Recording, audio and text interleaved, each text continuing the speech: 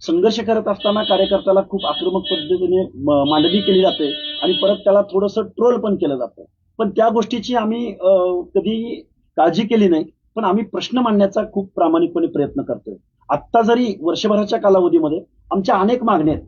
ओबीसीच्या आहेत, व्हीजीएनटीच्या आहेत, महाज्योतीच्या आहेत. 18 महामंडळं याच गव्हर्नमेंटनी निवडणुकीला सामोरं जाण्या अगोदर 18 महामंडळं घोषित केली होती.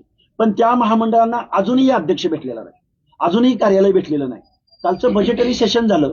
या बजेटरी सेशनमध्ये अर्ध्याहून जास्त लोकसंख्येला 0.5% 0.56% बजेटरी तरतूद झाली त्यांच्या सामाजिक न्याय हक्काच्या योजनांसाठी.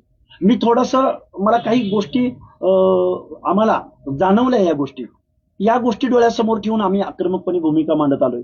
पण या सगळ्या गोष्टी जरी असल्या तरी ह्या वरिष्ठ मंडळींनी मला कॉल तर केलेच होते. पण सुनित्राताईंचा ज्यावेळी मला फोन आला त्यावेळी मी ठरवलं, नाही, एवढी सगळी लोक जर आपल्याला कॉल करत असतील तर आपण या गोष्टीचा विचार केला पाहिजे.